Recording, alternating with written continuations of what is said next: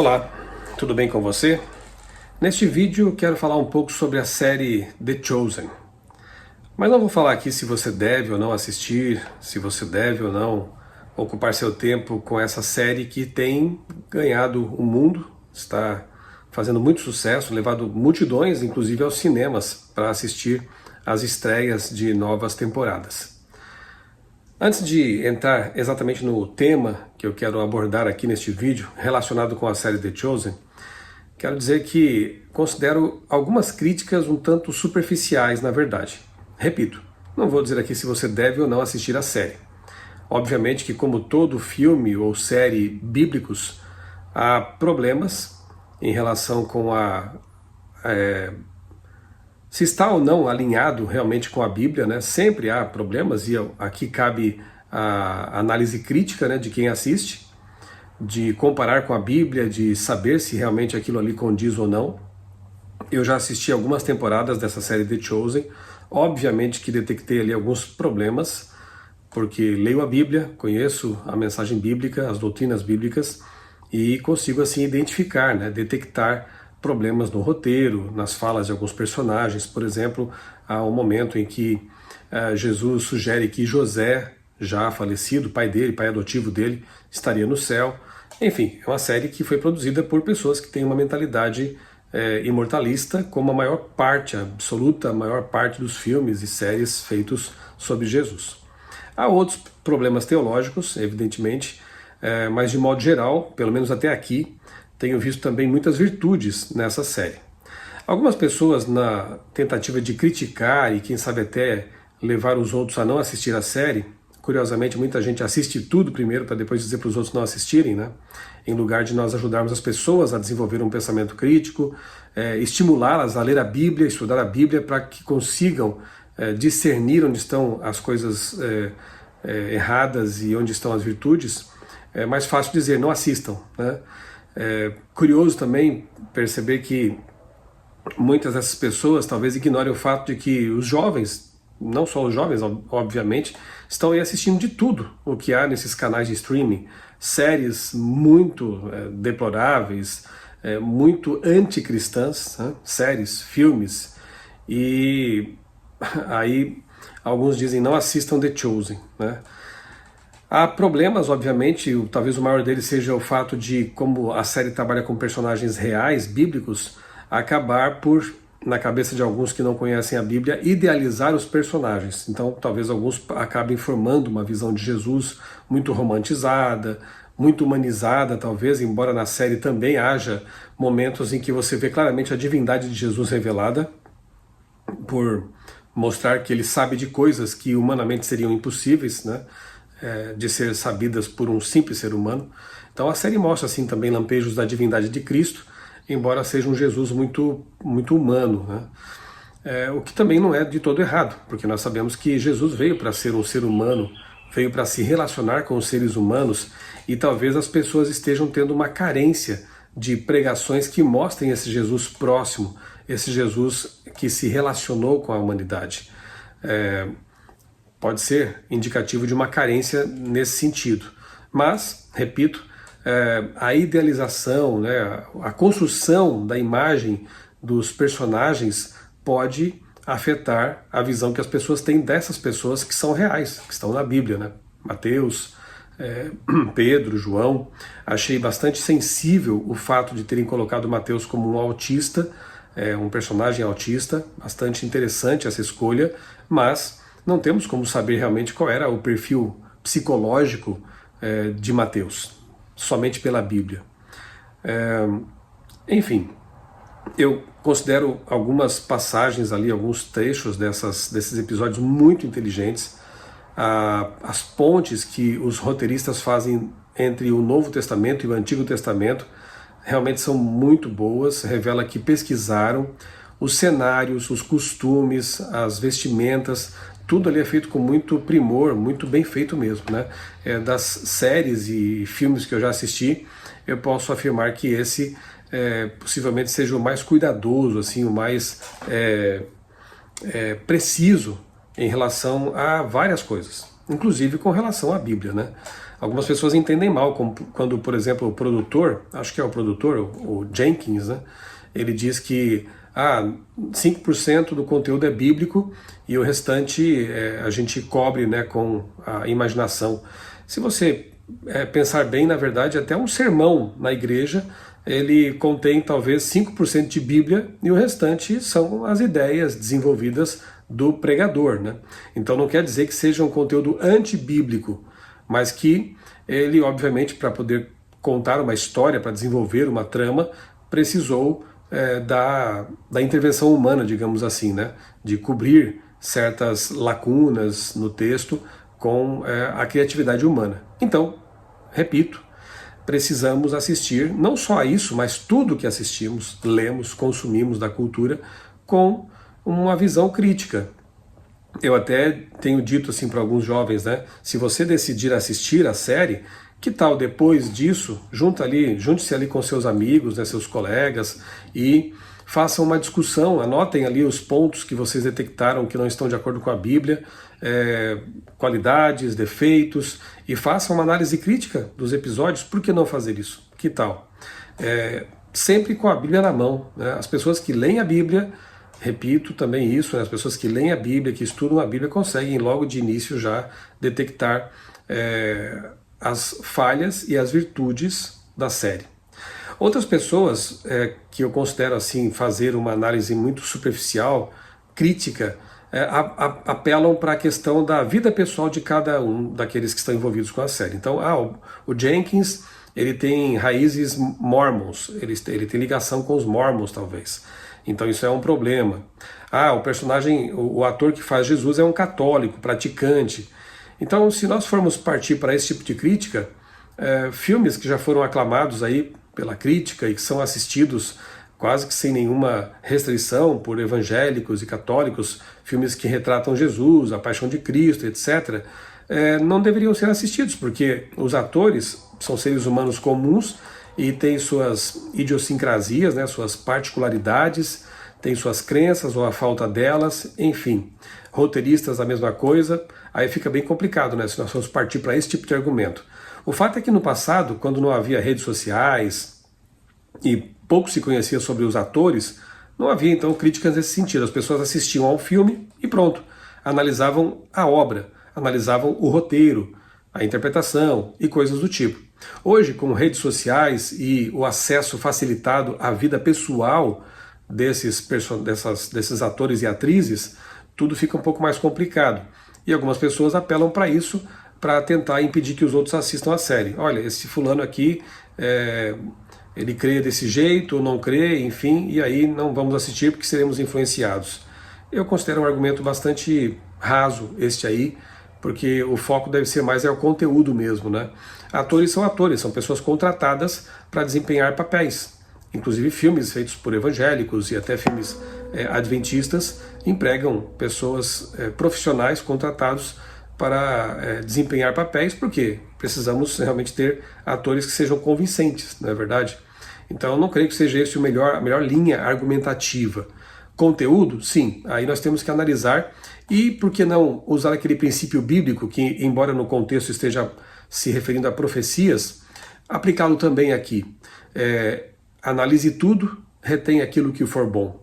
É claro que esse texto não pode ser usado assim de forma irresponsável. Vou assistir agora Game of Thrones, vou assistir agora 50 Tons de Cinza para tentar reter o que é bom. Não há nada de bom ali, né? Na verdade.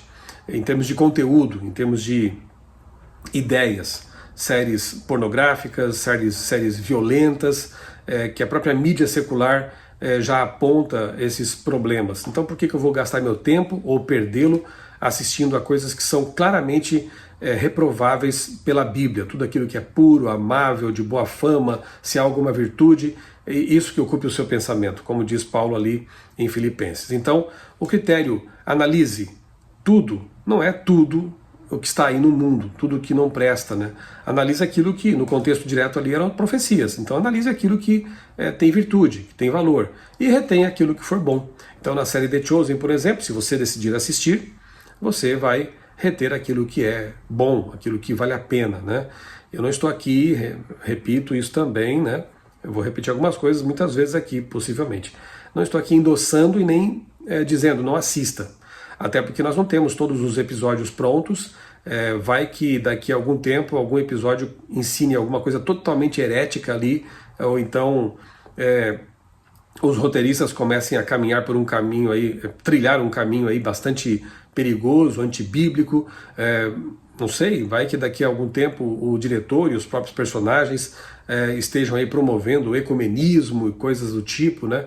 Então, por hora, seria arriscado dizer consuma tudo isso. Daquilo que eu já vi, daquilo que já foi veiculado, eu vi virtudes e vi também falhas ali, né? Então, fica aqui esse comentário prévio para falar agora sobre aquilo que eu realmente quero falar, que eu vi com assim bastante curiosidade, né, e achei bastante irônico alguns pastores evangélicos, alguns influenciadores aí da internet evangélicos, líderes religiosos, apontando ou dizendo, afirmando que a série The Chosen estaria levando as pessoas a quebrar o segundo mandamento. Curioso, não? Dizendo que as pessoas estão adorando os personagens, adorando a figura de Jesus, e então isso estaria promovendo uma quebra da lei de Deus, do segundo mandamento, que proíbe, de fato, ter imagens de escultura e adorá-las. Primeiramente, o mandamento fala de imagem de escultura, não fala de personagens, não fala de atores, né, para começar. Mas é óbvio que esse conceito de idolatria ele pode ser muito ampliado. Podem ser pessoas, podem ser objetos, pode ser dinheiro, pode ser uma coisa, enfim, qualquer coisa que você colocar entre você e Deus e colocar essa coisa acima de Deus, ocupando aí seus sentimentos, sua devoção, torna-se um ídolo. Mas o mandamento diz, não te prostrarás diante delas. Então a questão ali é a adoração, não é necessariamente ter uma figura. Se fosse assim, não poderíamos ter livros com ilustrações de Jesus, de coisas bíblicas, não é verdade? Se fosse assim, não poderíamos ter vídeos que representassem Jesus e personagens bíblicos.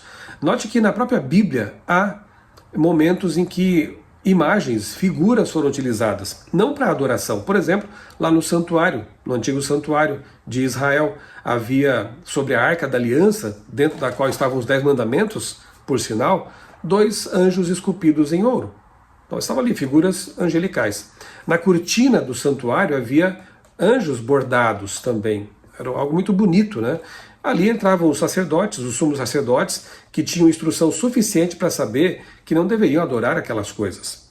Houve um momento em que Moisés foi orientado por Deus a manufaturar, né, a moldar e a construir uma cobra, uma serpente, e colocá-la numa estaca para que as pessoas olhassem para ela e fossem curadas das picadas de serpentes abrasadoras no deserto.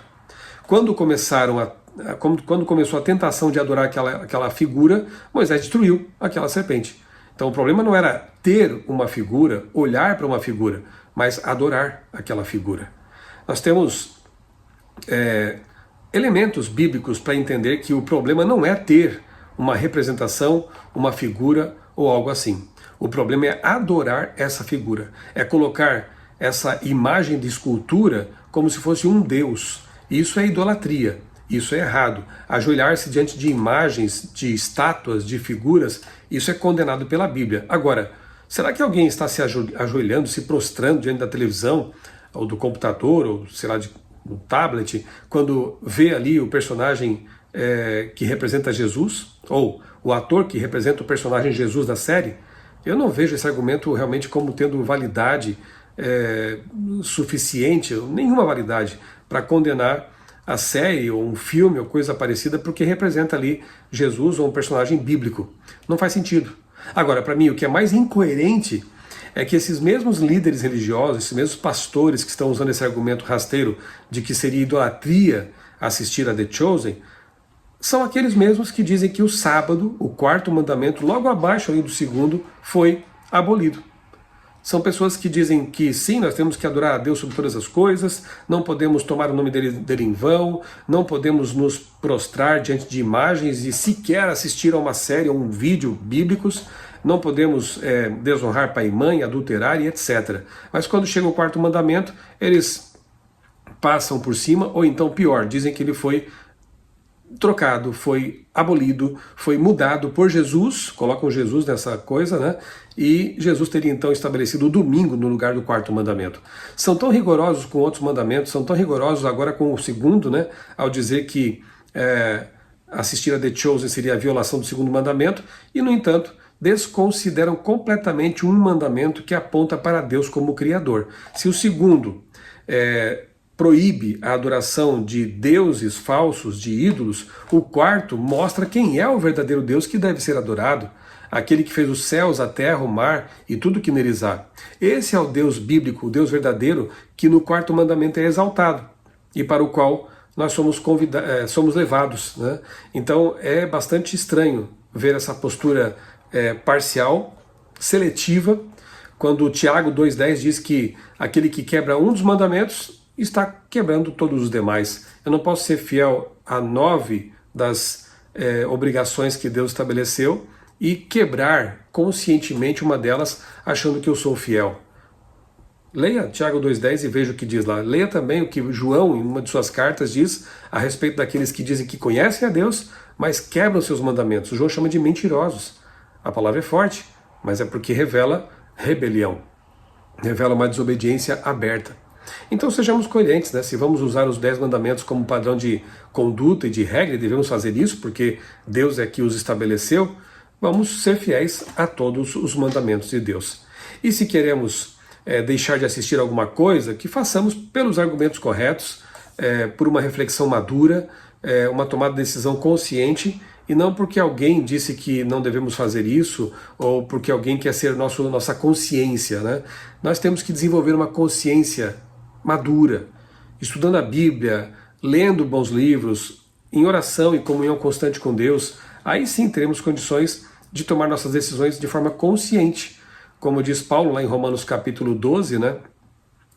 Não permitam que o pensamento de vocês seja moldado, seja formatado pelos padrões de pensamento do mundo, mas antes, renovem a mente pela palavra de Deus, que a Bíblia seja o nosso... possamos empregar nosso tempo mais e mais com a Bíblia, estudando, lendo todos os dias, porque aí teremos filtros mentais adequados, teremos uma consciência alinhada com a vontade de Deus, e aí saberemos tomar decisões corretas no que diz respeito àquilo que deve ocupar nossos pensamentos, ok? Espero que esse vídeo tenha sido útil para você. Desejo a você muitas bênçãos, que você tenha seletividade ao escolher aquilo que vai assistir, consumir, ler, e dessa forma formar bons pensamentos, ter uma boa consciência, ter um discernimento claro para lidar com esses conteúdos todos. Um abraço, Deus abençoe grandemente a sua vida e também a sua família.